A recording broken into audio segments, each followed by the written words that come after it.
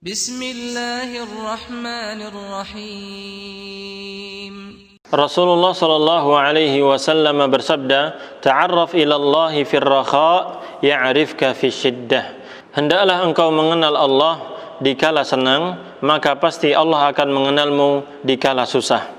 Ma'asyiral muslimin yang dirahmati Allah Subhanahu wa taala, orang yang bertakwa kepada Allah dengan menjaga batas-batas Allah, hak-hak Allah, melaksanakan perintah-perintah Allah dan menjauhi larangan-larangannya, serta mengerjakan yang wajib dan yang sunnah, ketika dia merasa senang, ketika badannya sehat, ketika tubuhnya kuat, atau ketika dia kaya, maka pasti Allah Subhanahu wa ta'ala akan mengingat orang itu ketika dia berada dalam kesusahan, ketika dia sakit, ketika tubuhnya lemah, atau ketika dia berada dalam kemiskinan dan kefakiran.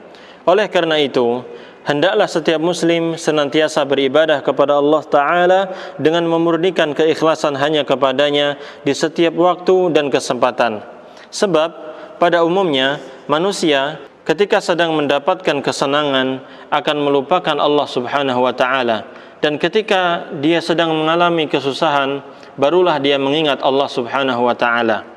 Allah Ta'ala menyebutkan dalam Al-Quran bahwa amal saleh akan bermanfaat saat susah, sebagaimana Allah Subhanahu wa ta'ala menceritakan tentang Nabi Yunus alaihi salam, "Falaula annahu kana minal musabbihin lalabitha fi batnihi ila yaumi yub'atsun."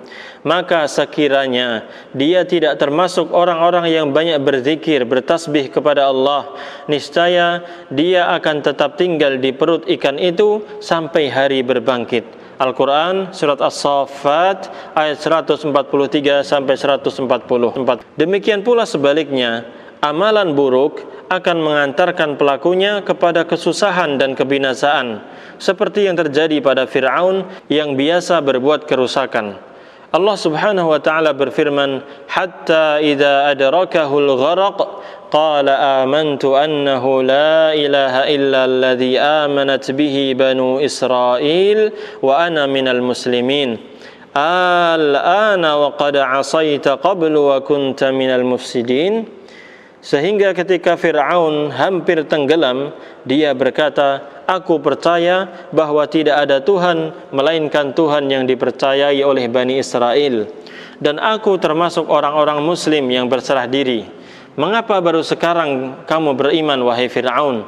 Padahal sesungguhnya engkau telah durhaka sejak dahulu, dan engkau termasuk orang-orang yang berbuat kerusakan." Al-Quran Surat Yunus ayat 90 sampai 91.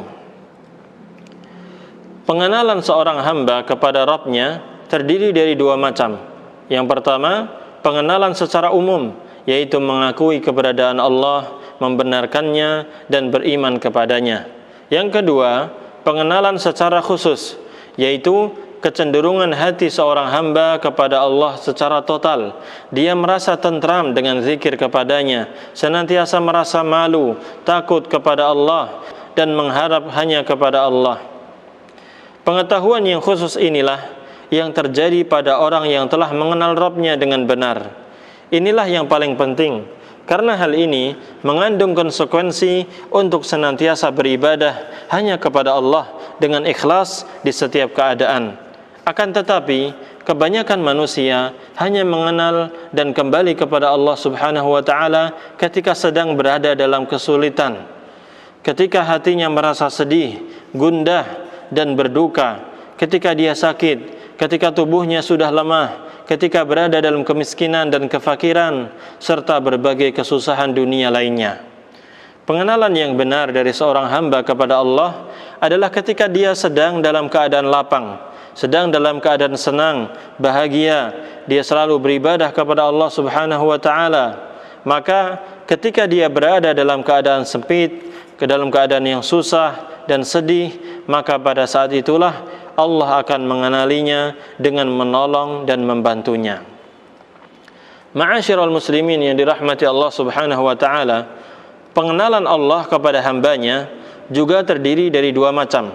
Yang pertama, pengenalan secara umum, yaitu Allah mengetahui, melihat dan mengawasi apa yang sedang dilakukan para hambanya, baik yang tampak maupun yang tersembunyi. Allah Subhanahu wa taala berfirman, "Wa laqad khalaqnal insan wa na'lamu ma tuwaswisu bihi nafsuh." Dan sungguh kami telah menciptakan manusia dan kami mengetahui apa yang dibisikkan oleh hatinya. Al-Quran Surat Qaf ayat 16. Pengenalan Allah kepada hambanya yang kedua adalah pengenalan khusus, yaitu Allah Subhanahu wa ta'ala secara khusus mencintai hambanya dengan mengabulkan doanya, membantu hambanya dari kesulitan, serta menyelamatkan hambanya di waktu-waktu yang kritis dan sempit. Inilah yang dimaksud dari lafaz hadis yang kita bahas. Barang siapa yang senantiasa bertakwa dan taat kepada Allah dengan beribadah hanya kepadanya dengan ikhlas semata-mata karena Allah dan ittiba' mengikuti contoh Rasul sallallahu alaihi wasallam, maka Allah akan mencintai, membantu dan melindunginya. Inilah janji Allah Subhanahu wa taala. Rasulullah sallallahu alaihi wasallam bersabda, "Man sarrahu an yastajiba Allahu lahu 'inda syada'idi wal kurab, falyukthirid du'a fir raqa." Barang siapa yang senang apabila Allah mengabulkan doanya ketika dia mengalami kesulitan dan kesedihan, maka hendaklah dia memperbanyak doa di saat dia senang. Hadis ini sahih, diriwayatkan oleh Imam At-Tirmidzi dan Abu Ya'la dalam musnadnya dari Abu Hurairah radhiyallahu anhu, dan hadis ini disebutkan dalam silsilah Al-Ahadits As-Sahihah nomor 593 dan juga kitab Sahih Al-Jami' As-Shaghir nomor 6290. Doa seorang hamba terbagi menjadi dua, yaitu doa ibadah seperti salat, zakat, haji atau umrah dan yang lainnya. Dan yang kedua adalah doa masalah, permintaan seorang hamba kepada Allah Subhanahu wa taala atas segala kebutuhan dan keinginannya.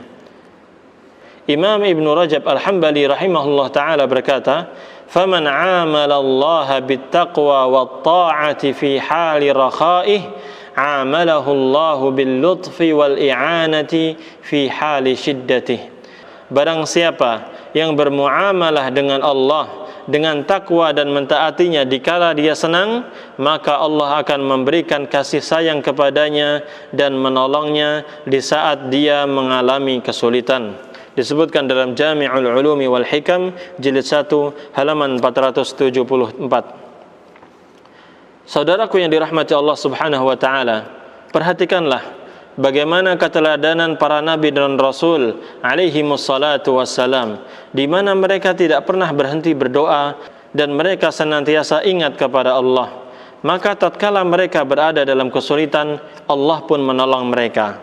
Sebagaimana diselamatkannya Nabi Nuh alaihi salam dari banjir bandang, diselamatkannya Nabi Ibrahim alaihi salam dari api yang akan membakarnya, diselamatkannya Nabi Musa alaihi salam ketika dikejar oleh Fir'aun dan pasukannya, diselamatkannya Nabi Yunus alaihi salam dari perut ikan paus, diselamatkannya Nabi Isa alaihi salam dari tekanan orang-orang kafir Yahudi, juga diselamatkannya Nabi Muhammad sallallahu alaihi wasallam dari berbagai kesulitan ketika perang Badar, perang Ahzab dan yang lainnya, sebagaimana dikisahkan dalam Al-Quran dan hadis-hadis yang sahih. Nabi sallallahu alaihi wasallam juga pernah mengisahkan tentang 3 orang yang terjebak dalam gua. Suatu ketika ada 3 orang yang memasuki sebuah gua. Tiba-tiba ada batu besar yang jatuh dan menutup pintu gua tersebut. Ketiganya tidak dapat keluar dan tidak ada orang yang bisa menolong mereka. Lalu ketiganya berdoa kepada Allah dengan bertawassul melalui kebaikan-kebaikan yang telah mereka lakukan. Orang pertama menyebutkan tentang amal baiknya kepada kedua orang tuanya. Lalu orang kedua menyebutkan tentang amal baiknya kepada buruhnya. Dan orang yang ketiga menyebutkan tentang rasa takutnya kepada Allah ketika akan berzina dengan seorang wanita. Maka kemudian Allah Subhanahu wa ta'ala pun menolong dan menyelamatkan mereka. Riwayat itu sahih diriwayatkan oleh Imam Al-Bukhari nomor 2272 dan Imam Muslim nomor 2743 dari sahabat Abdullah bin Umar radhiyallahu anhuma. Saudaraku yang dirahmati Allah Subhanahu wa taala, lihatlah ketiganya beramal kebaikan tatkala keadaan mereka lapang dan tubuh mereka sehat serta kuat. Kemudian mereka diselamatkan oleh Allah Subhanahu wa taala dikala mereka mengalami kesulitan dan ketakutan. Ibnu Rajab rahimahullah taala berkata, musibah terberat di dunia yang menimpa seorang hamba adalah kematian. Musibah setelah kematian lebih berat lagi jika perjalanan seorang hamba tidak kepada kebaikan. Oleh karena itu, seorang mukmin wajib mempersiapkan diri dan melakukan amal-amal saleh ketika dalam keadaan sehat. Allah Subhanahu wa taala berfirman, "Ya ayyuhalladzina amanu taqullaha wal tanzur nafsum ma qaddamat lighad wattaqullaha innallaha khabirum bima ta'malun wa la takunu kalladzina nasullaha fa ansahum anfusahum ulaika humul fasiqun." Wahai orang-orang yang beriman, bertakwalah kepada Allah dan hendaklah setiap orang memperhatikan apa yang telah diperbuatnya untuk hari esok, yaitu akhirat. Dan bertakwalah kepada Allah, sesungguhnya Allah Maha teliti terhadap apa yang kamu kerjakan. Dan janganlah kamu seperti orang-orang yang lupa kepada Allah, sehingga Allah pun menjadikan mereka lupa akan diri sendiri. Mereka itulah orang-orang yang fasik. Al-Quran Surat Al-Hasyr ayat 18 sampai 19. Disebutkan keterangan ini dalam kitab beliau Jami'ul Ulumi wal Hikam.